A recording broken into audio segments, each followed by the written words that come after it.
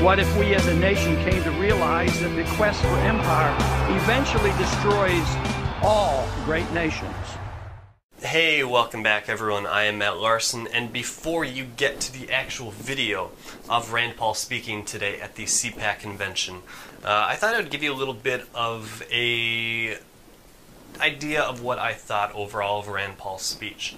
Rand Paul did a very good job. He started off with humor, talking about, he kind of referenced his 13-hour filibuster, talking about how he was given a measly 10 minutes to speak today, but luckily he brought 13 hours worth of material to talk about. That part kind of made me laugh a little bit. It's good to see Rand using humor and connecting with the mainstream people too. I believe Rand Paul is really trying to do something that his father didn't do. Ron Paul was somebody that hit you with the facts. He was not afraid to just give it to you as it is. He didn't have to sugarcoat things because he just kind of wanted to inform the people that were open to the message about the message. Rand Paul is trying a little bit of a different way to getting us to that same message. He is trying to slowly wake people up to the message, and I believe that is working well, as you will see by the reception that he received at this year's 2013 CPAC conference. Rand Paul did amazingly well, and I have a feeling Rand Paul will be voted the winner after this convention is all said and done. So, for you people out there that have watched the Rand Paul speech and the rest of the CPAC, who do you think has done the best so far? Leave your answer in a text or video response down below. But for now, if you guys are new to my videos, I ask that you guys please thumbs up this video, share it with friends and family, hit that subscribe button so you can stay up to date on all the current political news. As always, I'm Matt Larson. Go Ron Paul. Peace. Now, I was told I got 10 measly minutes. But just in case, I bought 13 hours worth of information.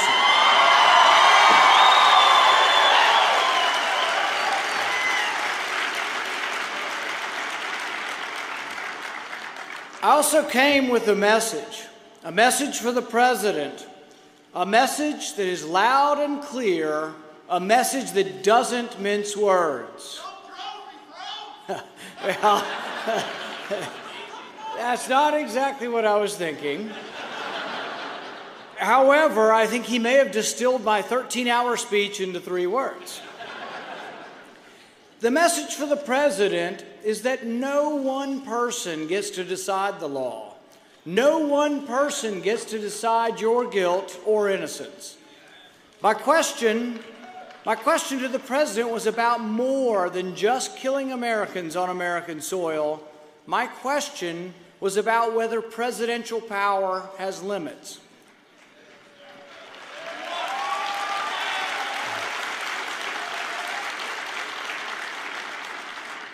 Lincoln put it well when he wrote, "Nearly all men can stand adversity, but if you want to test a man, give him power."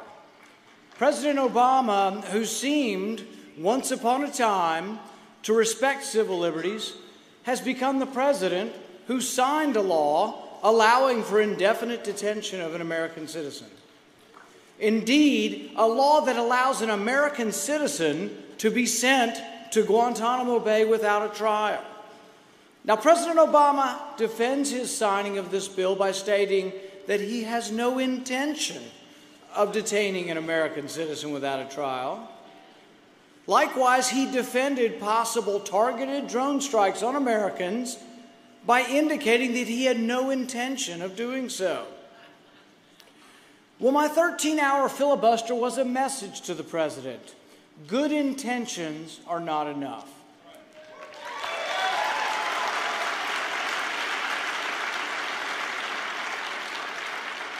The presidential oath of office states, "I will protect, preserve, and defend the Constitution." It doesn't say, well, I intend to when it's convenient. Mr. President, good intentions are not enough. We want to know, will you or won't you defend the Constitution? Eisenhower wrote, "How far can you go without destroying from within what you are trying to defend from without?" If we destroy our enemy but lose what defines our freedom in the process, have we really won? If we allow one man to charge Americans as enemy combatants and indefinitely detain or drone them, then what exactly is it that our brave young men and women are fighting for?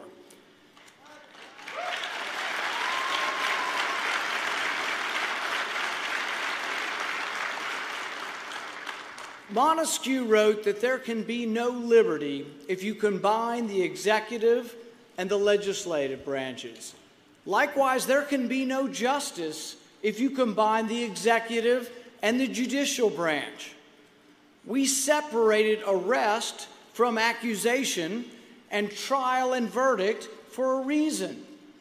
When Lewis Carroll's White Queen shouts, "Sentence first, verdict afterwards," the reader's response is supposed to be, "But that would be absurd." In our country, the police can arrest, but only your peers can convict. We prize our Bill of Rights like no other country. Our Bill of Rights is what defines us. It's what makes us exceptional.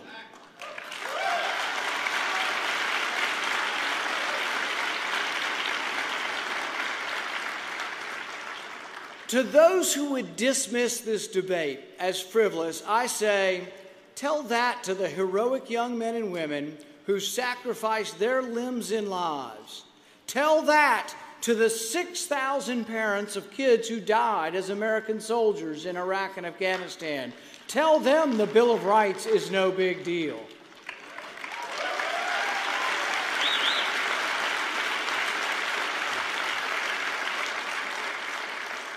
Tell it to Sergeant J.D. Williams, who's one of my neighbors. He lives in Auburn, Kentucky, a few miles from me. He sacrificed himself to save his fellow soldiers. Tell J.D., who lost both legs and an arm, tell him his sacrifice was great, but that we had to suspend the Bill of Rights he fought for. I don't think so.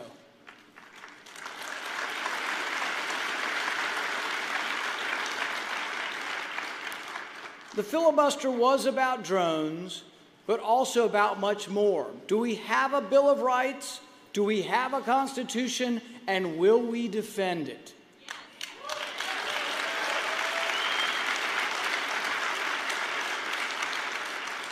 In his farewell speech in 1989, Reagan said, "As government expands, liberty contracts."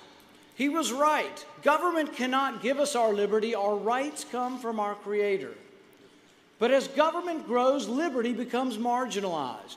The collective takes precedent over the individual. Freedom shrinks. And our government today is larger than it has ever been in our history. Everything that America has been, everything we ever wished to be, is now threatened by the notion that you can have something for nothing, that you can have your cake and eat it too, that you can spend $1 trillion every year that you don't have. The president seems to think that we can keep adding to a $16 trillion debt. The president seems to think that the country can continue to borrow $50,000 a second. The president just believes we just need to squeeze more money out of those who are working. He's got it exactly backwards.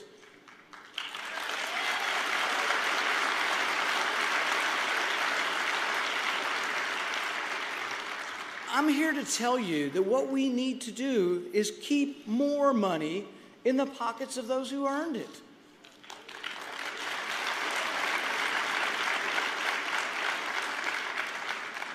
Look at how ridiculous Washington politicians have behaved over this sequester. The president did a big, "Oh, woe is me," over $1 trillion sequester that he endorsed and he signed into law.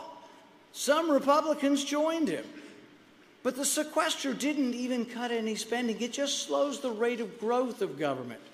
Even with the sequester, the federal government will grow over $7 trillion over the next decade. Only in Washington can a $7 trillion increase in spending be called a cut.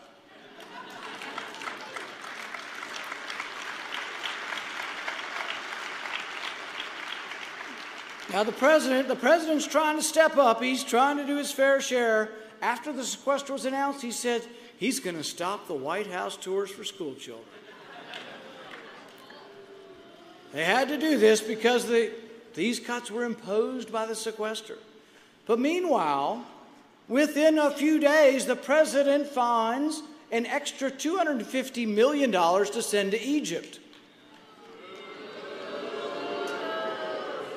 You know, the country where mobs attacked our embassy, burned our flag, and chanted death to America. He found an extra $250 million to reward them. You know, the country whose president recently stood by his spiritual leader who called for death to Israel and all who support her. I say not one penny more to countries that are burning our flag.